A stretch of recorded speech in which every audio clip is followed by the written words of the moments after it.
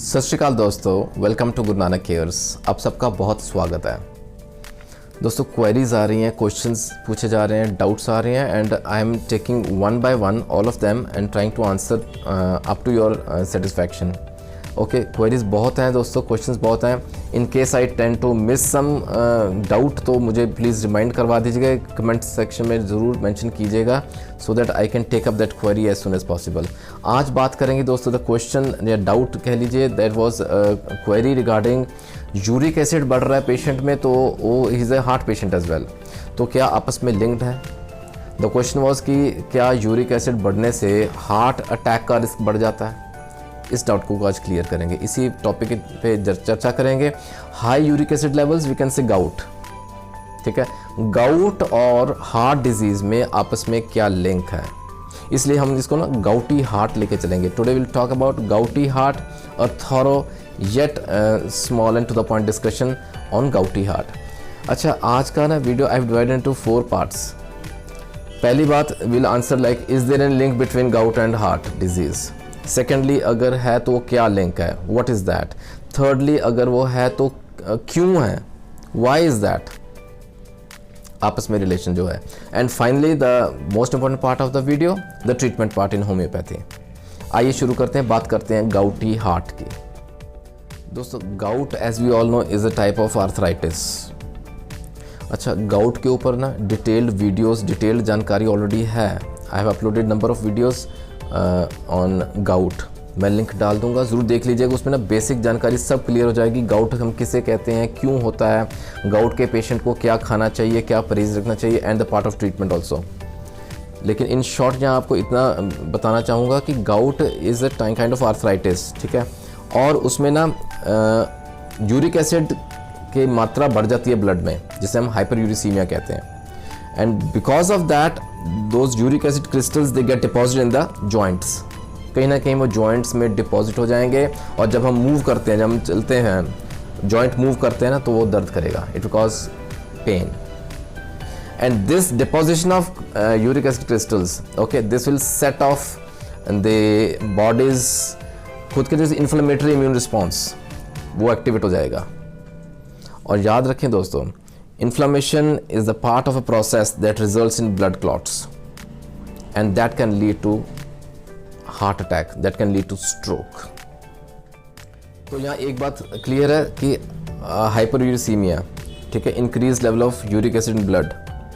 Now this is one of the metabolic abnormalities in gout, and this is known to cause an increased risk of cardiovascular disease.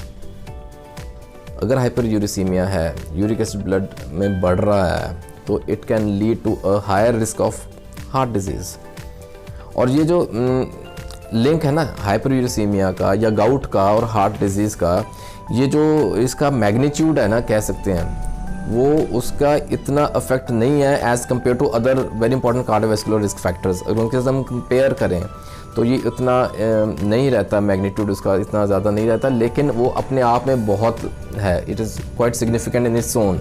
और वो कितना है, studies have shown around 26% उसका affect रहता है in increasing the risk of cardiovascular disease और heart disease. यानी कि अपने आप में वो क्वाइट सिग्निफिकेंट है गाउट का होना।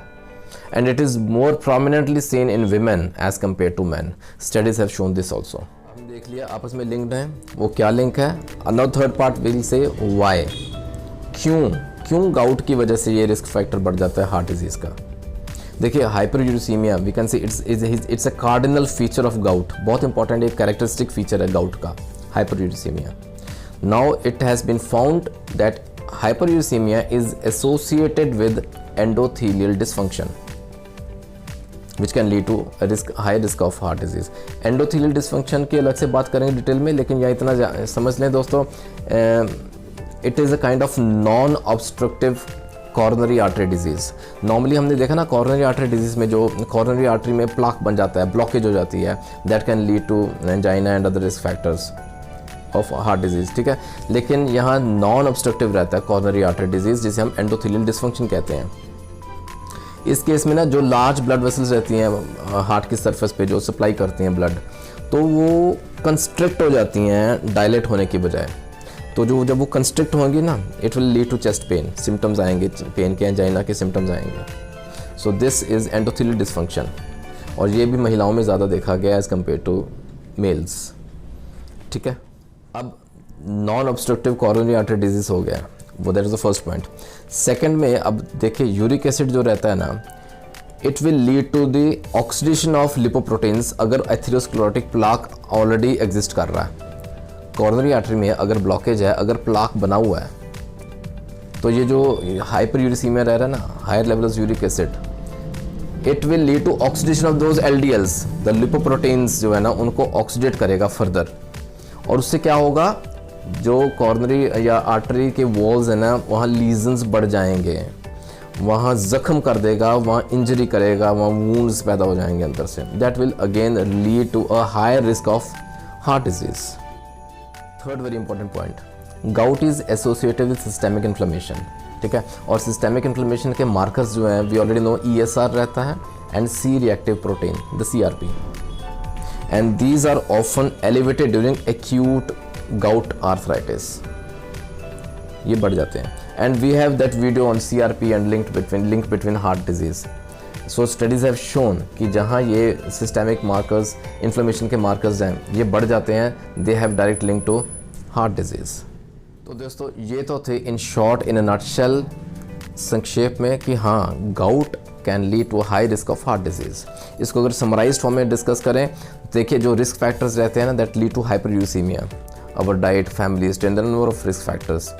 मैं आपके सामने रखता हूँ इसको शॉर्ट फॉर्म में। Hyperuricemia that will lead to gout, और गाउट हमने देखा दैट विल लीड टू, सबसे पहले हाइपरटेंशन करेगा वो, then it will lead to oxidation of the LDL in the atherosclerotic plaque, then it will also lead to endothelial dysfunction, gout की वजह से देखो कितना कुछ हो रहा है, and then acute and chronic systemic inflammation and other pro atherogenic factors, ये बढ़ जाते हैं because of gout, and all these factors combined have increase risk of heart disease. Now coming to the one of the most important parts of the video, the treatment part. दोस्तों अगर gout है patient में, heart disease के symptoms आ रहे हैं, और you can see the risk of heart disease is increased with gout, nothing to worry, come to homeopathy but as soon as possible, the sooner the better. बहुत महत्वपूर्ण दवाएं आती हैं जो कि गाउटी हार्ट में हमारी मदद करती हैं। Let us discuss some of the very important remedies. The number one I still consider is lycopodium in this case.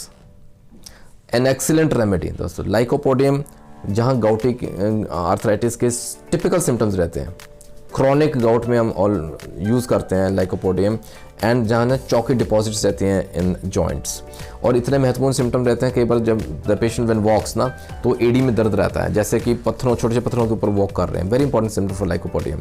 The ankle pains, the heel pains, वहाँ हम लाइकोपोडियम देते हैं। अच्छा, हाथ और पाँव नम हो जाते हैं, सुन्न हो जाते हैं, एक्सट्रीमिटीज़ पेन रहती हैं, लाइकोपोडियम वहाँ देंगे। और साथ में याद रखिए lycopodium is an excellent remedy for heart, specially cardiovascular disease like aneurysm, वहाँ हम लाइकोपोडियम साथ में जोड़ते हैं। जहाँ गाउटी हार्ट है दोस्तों, याद रखें number one medicine remains lycopodium. Second very important medicine is kalmia. Kalmia का पहले जिक्र हो चुका है दोस्तों इन हार्ट डिजीज़ के वीडियोस में हमने बात की है, and particular in valvular insufficiency cases, बहुत महत्वपूर्ण दवा फॉर द हार्ट, और यहाँ इसका role in gouty arthritis also has been very well established. So kalmia बहुत बेहतरीन दवा फॉर गाउटी हार्ट। अच्छा, इसके अलावा ना सिम्टोमेटिकली देखेंगे, देखिए सिम्टम्स के आधार पे दवाएं का चयन करना है हमने। Number one remains lycopodium, then calmia, and there are a number of other medicines also we can choose from. That is benzoicum acidum रहता है, calcarea carb is there. अच्छा, colchicum का बहुत बेहतरीन रोल है दोस्तों, colchicum can be given in gouty heart cases. Homeopathy है तो होप है, come to homeopathy the sooner the better. Discuss your case with the physician, बात करें, अपने symptoms बताएं, और बहुत महत्वपूर्ण दवाएं आती हैं और भी रहती हैं दोस्तों, बहुत कारगर दवाएं जो कि difficult cases like gouty heart, उसमें भी हमारी मदद करती हैं। Drop in your queries, you can WhatsApp में, you can mail me at gurunanakcares@gmail.com। तंदुरुस्त रहें दोस्तों, हंसते रहें, खुश रहें, and till we meet in the next video, take care of your health, God bless.